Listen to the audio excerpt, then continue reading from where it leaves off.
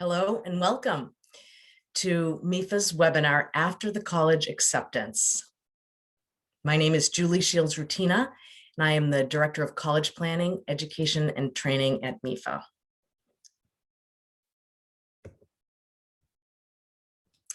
MEFA is a not-for-profit state authority created in 1982 to help families plan, save, and pay for college. And we have many resources, so I hope we have been helpful to you to this point in your journey, and hopefully will continue to be helping your student go to college. I guess congratulations are in order. If you're listening to this webinar, that probably means that your student has been accepted to college. And so that's just a wonderful thing to celebrate. And I hope that in this very challenging year, you are able to really take that in and enjoy it together as a family.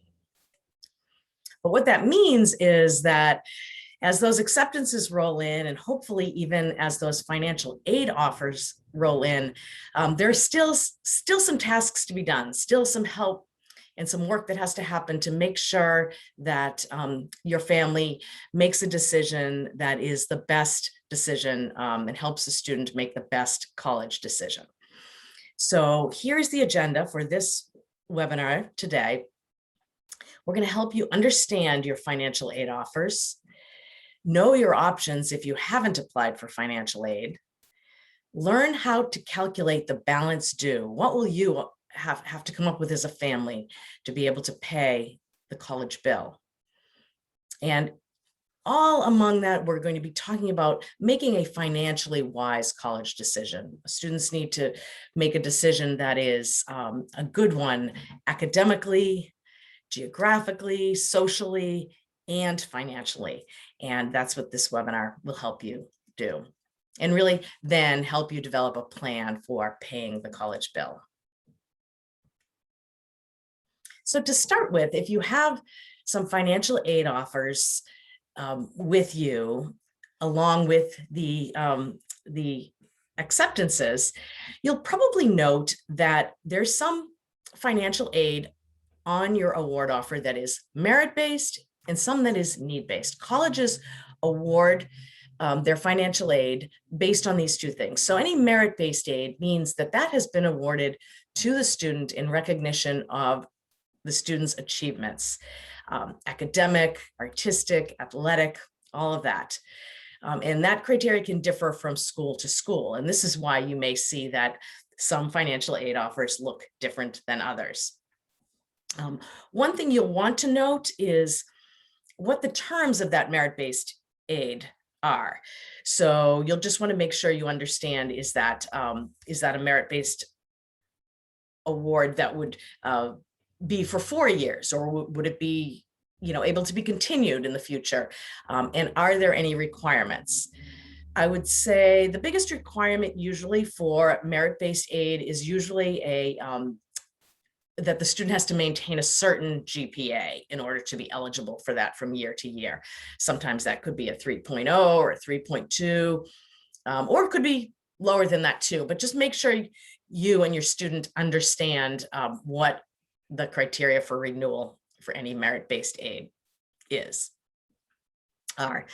So need-based aid then is awarded to the student based on the financial aid forms you completed, the FAFSA and possibly the CSS profile form. So colleges use formulas to determine a family's financial need within the formula. And that's how any need-based aid has been awarded. And so you probably have some financial aid offers, and yeah, the first thing you notice is that they all do look different. They can all look different. They can be structured differently, and they can have different amounts on them.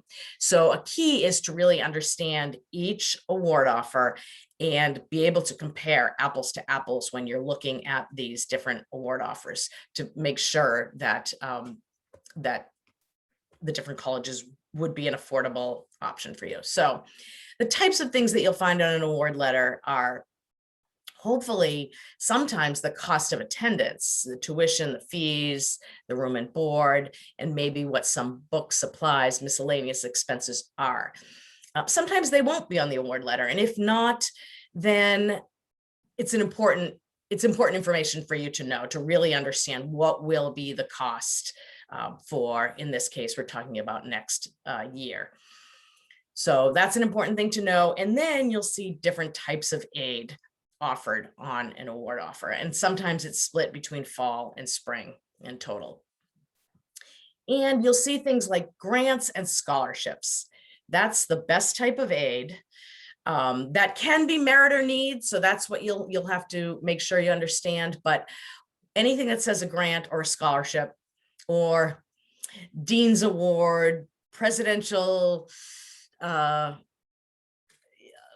offer, all things like that tend to be grants and scholarships. And that is money that is awarded to the student and does not need to be paid back. You'll also see perhaps a work study offer on an award offer. And what that is an amount that the student will be able to work during the year, the school year, and be paid through the work study program.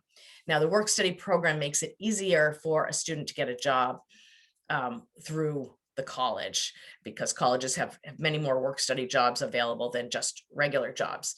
So that's not an amount that you're going to have up front to pay the bill, but it is an amount that the student will be able to earn when working during the school year and possibly paying for miscellaneous expenses. So it's really useful. It's a really great program, but you won't have it up front. And then you may see some loans listed on this award offer. And the two most popular types of loans that you're going to see are the federal direct loans, sometimes broken down between subsidized and unsubsidized. And subsidized means that the federal government will pay the interest on that loan while the student is enrolled in college. But the unsubsidized loan, the federal government is not paying the interest on that, but the student does not need to make payments on that until after graduation on either one.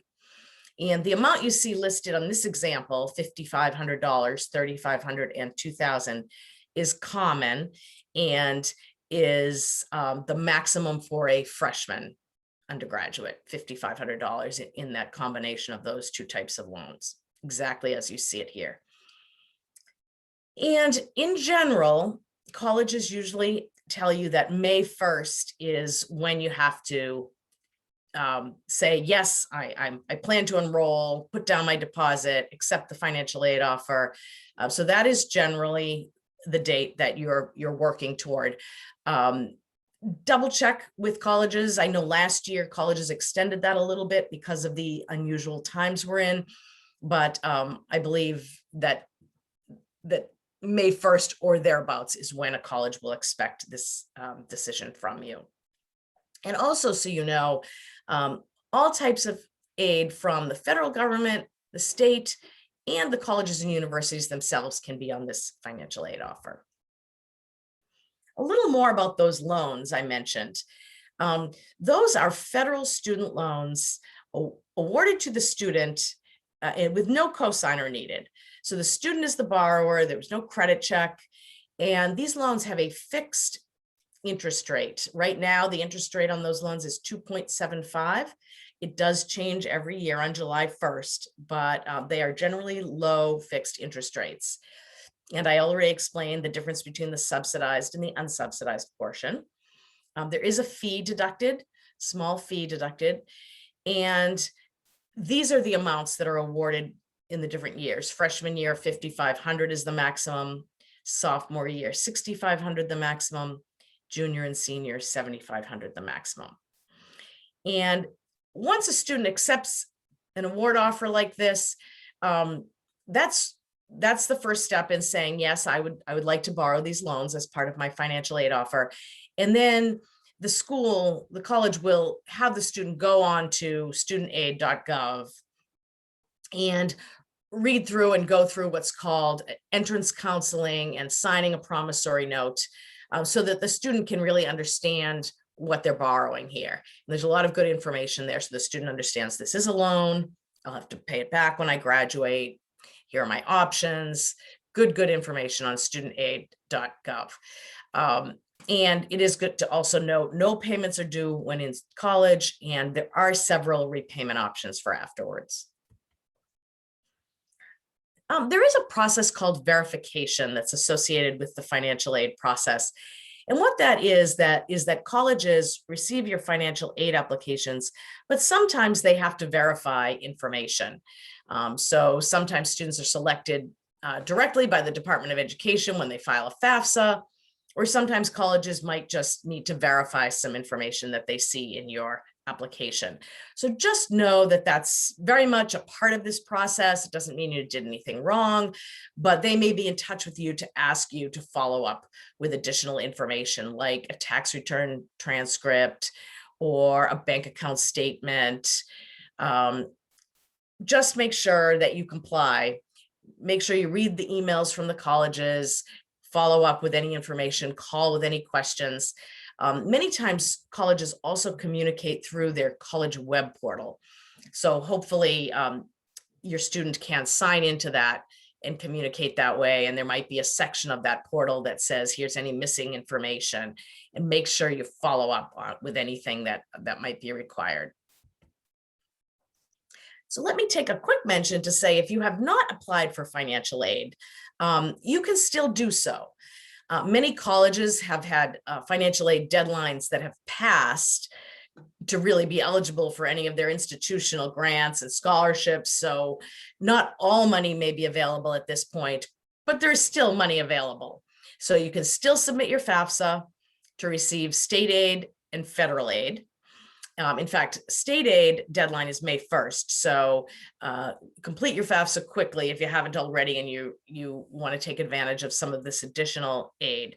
And those loans I mentioned, those federal direct loans, you can still be eligible for if you submit the FAFSA. So do that if you think that you're not going to be able to pay the bill and you need a little help. Other options, if you haven't applied for aid, are colleges have payment plans that we'll talk about, and there are also private loans available. And MEFA has a private loan that I can tell you about. But I will say, if you're going to borrow, those federal direct student loans are really the first good option. So you might want to file a FAFSA to be eligible for those. I'll also mention a word about the waitlist. Hopefully you're receiving lots of acceptances, maybe some denials. That's what happens in this process. But you might also receive a waitlist offer. And so I just want to say a word about that. There is no guarantee that a student will get accepted from the waitlist. So in one way, the student needs to kind of move on and start thinking about other options. Because the student may need to deposit at another school by May 1st while staying on a wait list. So it helps to sort of set your mind in that way. However, if the student is still interested in the college where they're accepted on the wait list, a couple of steps to take are to formally accept your spot on the wait list. Let the school know through their process or an email, yes, I want to stay on this wait list. I'm still interested. Maybe the student would even like to write a short note to the admissions counselor saying, this really is my top choice. This program was so important to me. When I spoke with you last fall, I knew it was the right fit because of X, Y, and Z. Also, here are my spring grades, and I won this scholarship in my community. Anything like that to share can be helpful. And then just to keep in touch with the college all the time, to continually say, I'm still interested, because as these weeks go by, students do lose interest and they're making their decisions and maybe aren't as interested anymore. So if you're still interested, you want to let the college know that. So something then really important to do for yourself on the financial side is to make sure that the financial aid offer you received from a certain college and from all of your colleges is going to make this college choice financially feasible. So we have a great calculator on MEFA.org, and you can access it right there, MEFA.org/college-cost-calculator. And what you can do is take this calculator and put in your schools that you're trying to compare, your colleges. And then at the top portion, list out your tuition and fee costs, room and board, books and supplies, transportation, health insurance. List out all of the costs that maybe you can find on the award offer, or maybe you have to dig a little deeper to find, but list those. And then in the second section, you want to list all of the grants and scholarships that have been awarded. And in the third section, the student loans that have been awarded and any other resources. So that then at the bottom, you can see the difference between the costs and your financial aid and what the balance is. And does that financial aid consisting of the grants and the loans and any other resources, does that meet the costs, or is there a cost left over that you will have to come up with as a family? Usually there is. And then the key becomes, can we afford to pay that and how? So I think this is a great exercise to go through to make sure that you're comparing apples to apples for each of the colleges and their award offers, and looking at the bottom line to see if it's going to be an affordable choice for your family. And sometimes these are hard conversations between parents and students, right? Because some colleges are going to give more aid than others, and maybe the first choice school has given less aid and it's going to be more expensive. And how do you weigh what the best decision there is? But it's great to have it all right in front of you to be able to discuss it. So then what do? You sit down and you talk about it and you say, okay, so can we afford this bottom line? And maybe we can afford it for 1 year. Can we afford it for all 4? And student, what are your plans for the future? Are you planning graduate school? Do you have an idea of what you would like for a career? Are you in a specific program? Are you in an engineering program, or are you in a liberal arts program? Both are wonderful, but perhaps one might give you a little more concrete idea of what a starting salary will be than another. So those are all just really important things to think about. And also to think about, if you're going to use a loan, especially another family loan that we're going to talk about, to pay that balance, how's that going to be after graduation? You want to limit that borrowing so you make sure you have an affordable payment after graduation. So those are all the things you want to think about. So let's say you get to a point and you find a college and you think it's affordable, you want to come up with, okay, well, we're going to have to come up with this amount as a family. How are we going to pay for that?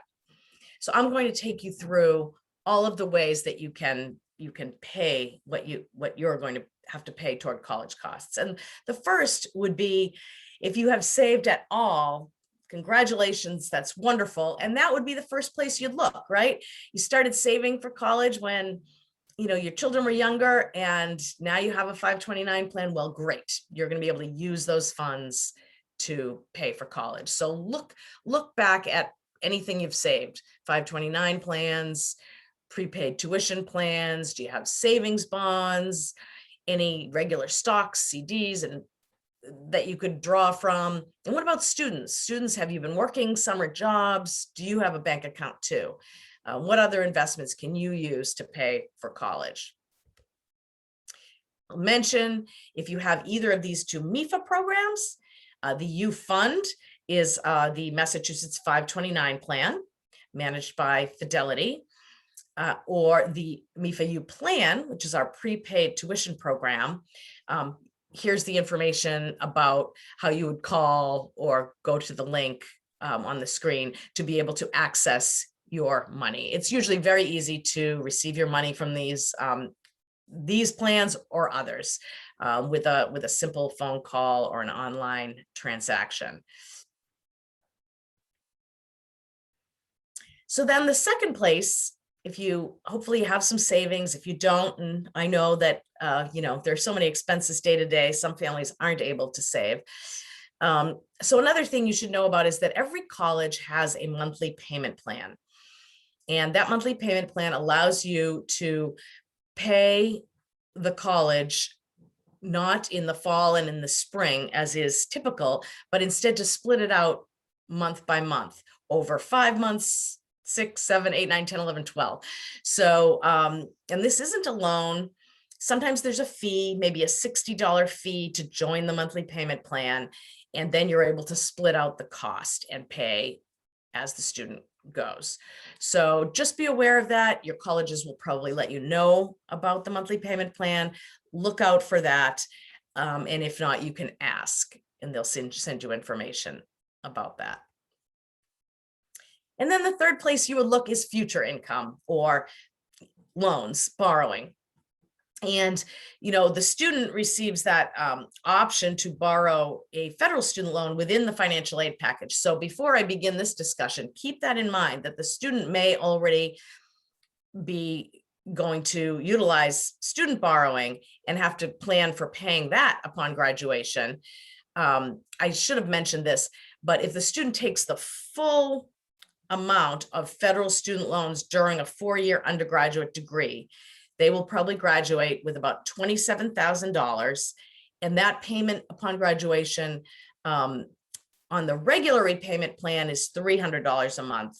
But they do have options for other repayment plans to pay less. But just be aware the student has that debt coming out of college anyway, if they take all of those federal loans.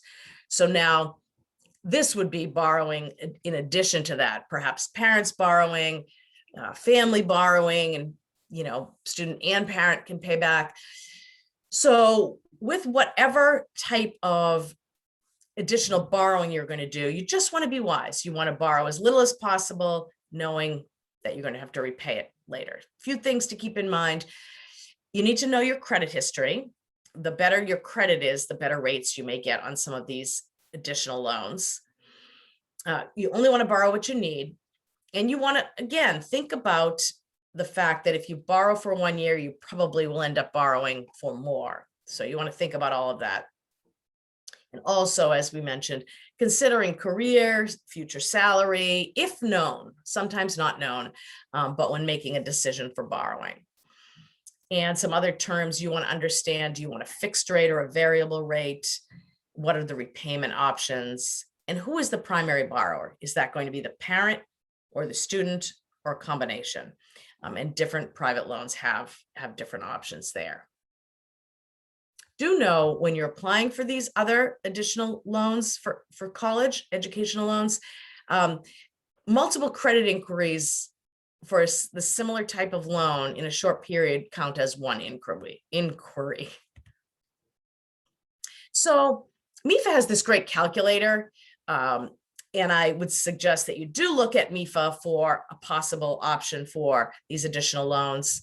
The federal government also has what's called a PLUS loan, parent loan for undergraduate students, and other banks and other places have educational loans. So you, as you would if you were trying to get a mortgage or something, you want to find the best loan for your family, the lowest rates, the best repayment options. So you would do some research in the spring.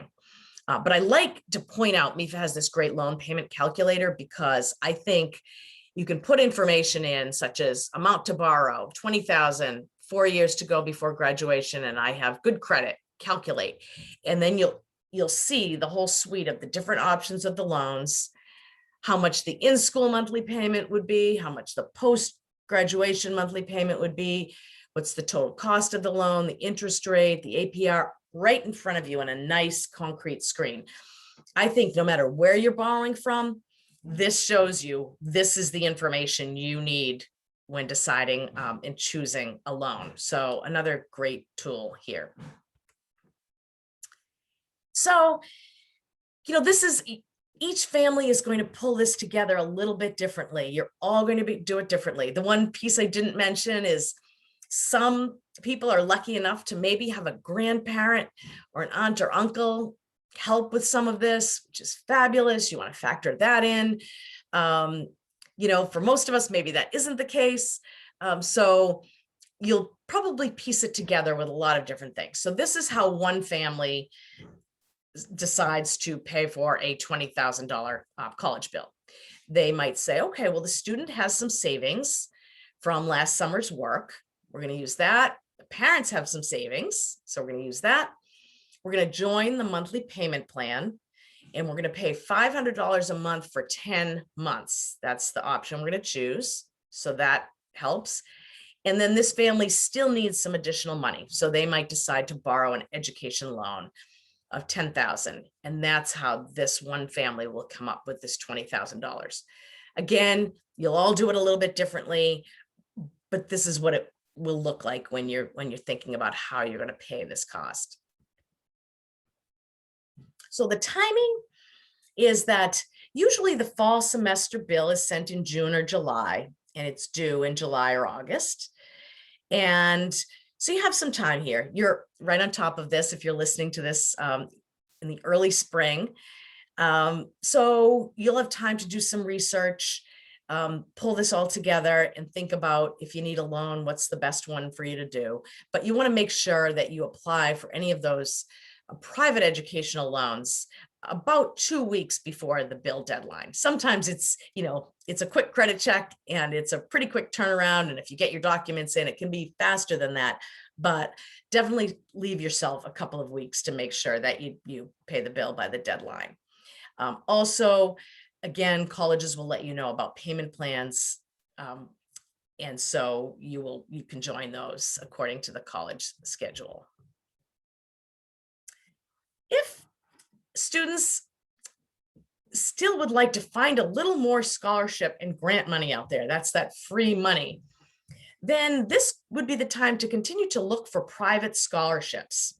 So where can they do that? Well, definitely check with school counselors for any local scholarship information.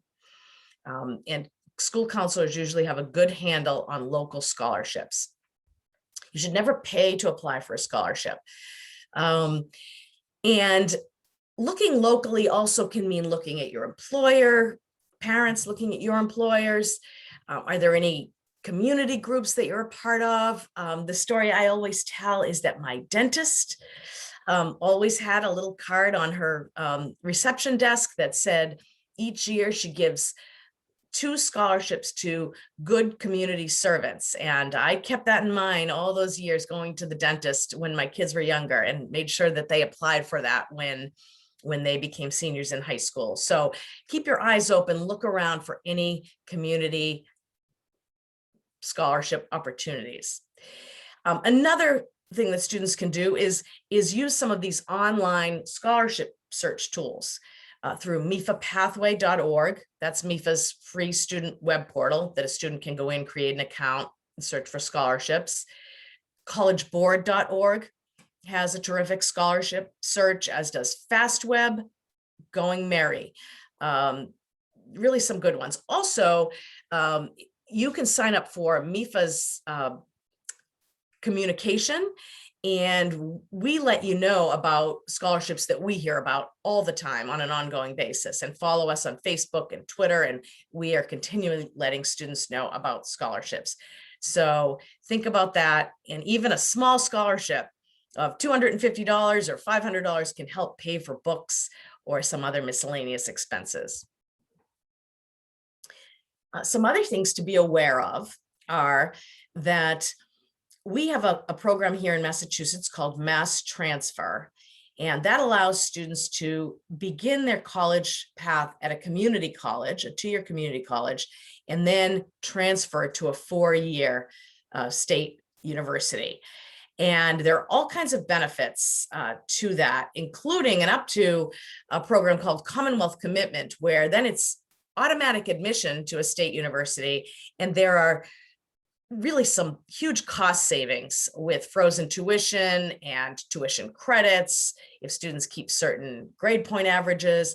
So go to that website on Mass Transfer and look at all the options, because there are so many ways to keep a college degree really affordable right here in Massachusetts. And this other link is to the New England Board of Higher Education's tuition break program, which can show you a lot of programs in out-of-state public institutions that have programs we don't have here in Massachusetts. And for those programs, students can pay mass in-state tuition to go to those out-of-state colleges and universities in certain programs. So that's another website to look at. So keep in mind as well that the financial aid offices at the colleges where your student has been accepted are a great resource, and they can help you. So don't be afraid to be in touch with them. So some of the things you might want to be in touch with the financial aid office about are financial aid renewable criteria. Remember, I mentioned that if you received a merit-based award, you want to make sure you know that that's renewable the next year, or does the student need to keep a certain grade point average and how it's renewable. So that's important to know. You also just want to ask about that treatment of private scholarships if your student is able to find some outside private scholarships. And that's a question you can ask the financial aid office. During this year, people have been under a lot of financial strain. And so you also applied for financial aid using 2019 financial information, and maybe that's different now. If the financial aid offer was not enough for you and you've had a major change in circumstances, you might want to write to the financial aid office at the college where your student's been accepted, especially the first choice college, and see if you can appeal the offer. And sometimes the appeal just is you sharing all of the changes that have happened this year and why your financial situation isn't the same as it was when you first applied for financial aid. So absolutely feel free to do that.